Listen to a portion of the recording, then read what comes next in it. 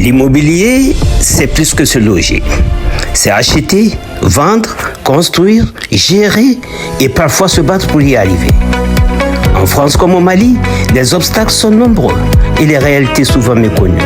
Cette chronique ouvre le débat sur les vrais enjeux de l'immobilier d'aujourd'hui. Tout au long de cette chronique, nous serons avec M. Gaussou Gabriel Diakité, personne chevronnée dans le domaine, pour nous éclairer sur les différentes facettes de l'immobilier, tant en France qu'au Mali.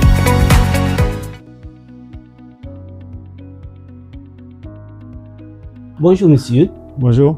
Veuillez vous présenter pour nos auditeurs et nous dire quelle est votre proximité avec le métier de l'immobilier. Bon, c'est une bonne question. D'abord, je m'appelle Gaussou Gabriel Diakité. Je suis en France depuis 1982. Je suis venu pour les études et finalement, je me suis installé ici par la force des choses. Je suis dans l'immobilier, je suis venu dans l'immobilier de façon progressive, on va dire depuis le début des années 90. J'ai commencé à toucher à l'immobilier, mais pas pour mon propre compte ni directement, mais pour aider des amis. Et des amis français. Et petit à petit, de fil en aiguille, j'ai eu à m'intéresser de plus en plus dans l'immobilier, que ce soit pour la recherche des biens, l'analyse des biens et la gestion locative. Ce n'est qu'en 2010 que j'ai décidé vraiment de me consacrer pleinement à l'immobilier. Donc j'ai quitté la société de gestion locative pour créer le cabinet de syndic que je dirige depuis 2010. Pourquoi le cabinet de syndic? Parce que c'est vraiment le cœur de l'immobilier et qui est très très riche de par les contacts, de par les domaines auxquels nous sommes amenés à toucher. Alors, vous exercez depuis 2010 ce métier. Qu'est-ce qui vous a motivé au fait? Bon, vous savez, souvent on pense que certaines choses relèvent du hasard, des trucs comme ça, mais en réalité, quand on réfléchit, il y a très peu de hasard dans la vie. Déjà, quand j'ai eu le DF à Bamako, on m'a orienté au lycée technique section industrie. Mais à l'époque, je voulais faire du génie civil. Donc, j'ai tout fait pour aller en génie civil, c'était pas possible. Finalement, je suis allé en économie. Et quand je suis après j'ai fait le bac au Burkina, c'est option série économique, et j'ai fait une à l'université de Dakar avant d'atterrir en France ici. Et en France, j'ai continué avec les études d'économie, un peu d'informatique, et puis les mathématiques.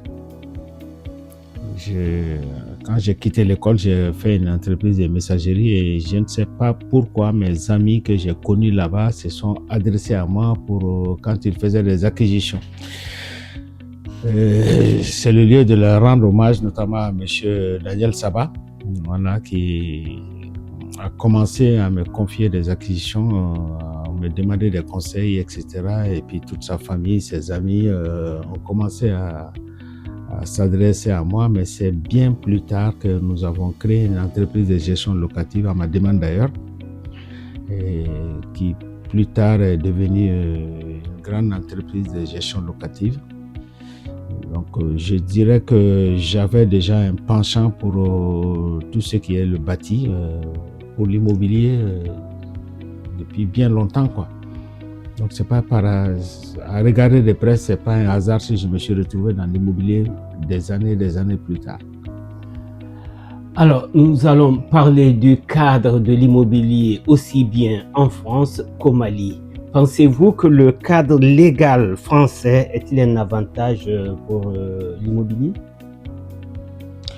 Oui, disons que pas dans l'immobilier seulement. Vous savez, ils sont beaucoup en avance. C'est un secteur qui a commencé à être vraiment structuré, légiféré depuis les années 50. Et les grandes villes ont commencé à émerger ici avant chez nous. Et donc, nous voyons déjà les problèmes à éviter et puis les choses à faire. Donc, nous sommes en France, on est en avance sur les problèmes. Voilà, donc ça permet d'avoir un esprit très critique sur l'immobilier au Mali et de voir comment on peut faire en sorte qu'on évite les mêmes erreurs. Voilà, parce qu'on est dans, comment dire, dans l'imitation. Et ce qu'on ne sait pas, c'est qu'on imite des choses ici en France sur lesquelles on aimerait revenir. Donc, l'intérêt de partir en retard, c'est de ne pas faire les mêmes erreurs que les autres. Alors, nous allons revenir dans nos prochaines éditions sur les difficultés que vous avez rencontrées, les difficultés inhérentes, disons, à cette profession que vous exercez. Mais avant, cette double culture que vous avez, une nationalité malienne et d'être installé en France, vous avez une double culture. Est-ce qu'aujourd'hui, ça vous permet d'aller vers la diaspora pour l'acquisition, pour l'intérêt dans l'immobilier?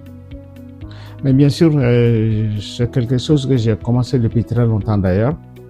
Voilà, et j'avais même mis en place un service qui permet de les aider à faire de bonnes acquisitions et surtout à leur donner des conseils concernant la gestion patrimoniale. Parce que pour nous, un bien patrimonial par excellence, c'est l'immobilier.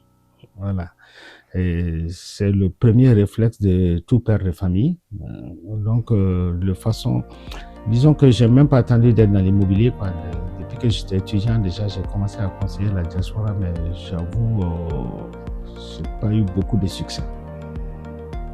Alors aujourd'hui, durant votre parcours, vous avez sûrement acquis une expérience qui vous permet de mesurer le pourquoi vous n'avez pas eu de succès. Aujourd'hui, on se lance dans une émission Imo Actu qui va parler tout au long de l'immobilier, des difficultés rencontrées, des atouts, des potentialités. Est-ce que aujourd'hui vous avez un conseil à prime abord à donner à la diaspora? J'ai beaucoup de conseils parce que en fait, la diaspora malienne, au regard de ses investissements immobiliers, commet énormément d'erreurs. D'abord dans les priorités, ensuite dans la façon de faire, dans leur choix de biens à construire, l'implantation, etc. La diaspora, vraiment, c'est une machine à détruire la valeur. Et c'est pas que la diaspora seulement, je voyage beaucoup, je vais très souvent au Mali. Je vois que l'immobilier au Mali, c'est une machine à détruire la valeur. Et si vous me permettez, je vais illustrer un peu ce que je viens de dire. Oui. C'est qu'au Mali, quand on met 100 millions dans une construction, dans une maison qu'on a construite, le lendemain, on veut vendre cette maison, personne ne mettra 50 millions. Ah oui? Voilà. Ça veut dire que on a mal choisi le lieu où on devait faire ce type de projet. On a mal choisi le plan. Et très souvent, il y a une inadéquation entre le public visé pour la location et puis le bien qu'on construit. C'est quelque chose sur lequel on doit revenir rapidement, sans compter le désastre que le type de construction au Mali fait peser sur l'environnement. Alors, nous allons revenir sur tout ce que vous venez de dire, le choix stratégique de la localisation ou de l'implant du bâtiment, de la valeur. On va revenir sur tout ce que peut contenir le métier d'agent immobilier au fil de nos émissions. Et je voulais vraiment que vous le rappeliez ici, que cette émission n'a pas objectif de vendre quoi que ce soit à qui que ce soit, ni de construire ou pour un tiers, mais seulement c'est une émission pour désormais conseiller, accompagner et pourquoi pas orienter tous ceux qui veulent vraiment acquérir des immeubles ou qui veulent acquérir un gestionnaire pour leur immeuble. Je veux que vous reveniez sur ça. Bon, je ne vais pas proposer des gestionnaires, mais je vais dire, comme je viens de le dire tout à l'heure, j'ai pas eu beaucoup de succès dans les conseils que j'ai donnés aux Maliens depuis, je veux dire, le milieu des années 80. Voilà, c'était le premier boom immobilier. Mais bon, La technologie aidant aujourd'hui, je peux toucher un plus grand nombre grâce à vous notamment et je vous en remercie. Voilà. Et le métier de l'immobilier, c'est-à-dire génériquement, on appelait tous ceux qui faisaient de l'entremise, c'est-à-dire que ce soit pour l'achat, que ce soit pour la gestion, etc. On les appelait agents immobiliers. Mais depuis quelques années, on a commencé à dissocier les différents métiers. Ceux qui font de la transaction pure, c'est-à-dire l'achat, la vente, plutôt la recherche des biens et la vente. Et d'un côté, eux, ils ont gardé le titre d'agent immobilier. Après, il y a les administrateurs de biens qui font de la gestion locative et enfin, c'est-à-dire essentiellement le métier de syndic. Alors moi, j'ai les trois cartes. Même si le cœur de mon métier, c'est le métier de syndic, je fais les trois métiers. Et ça, les métiers de syndic, si vous voulez, nous gérons les parties communes. Voilà, ce qui n'appartiennent à personne dans un immeuble. Voilà, c'est ce que nous gérons. Nous administrons en un mot. Que ce soit les travaux, que ce soit l'assurance, que ce soit le recouvrement des charges, etc.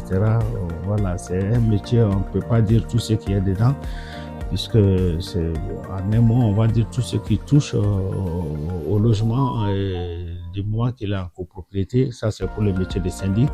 Et tout ce qui concerne à la gestion locative des gens qui veulent mettre leurs biens en location, et faire l'intermédiaire entre les locataires et les propriétaires, et aussi des gens qui veulent soit vendre leurs biens ou des gens qui peuvent venir nous voir pour les aider dans leur recherche de biens.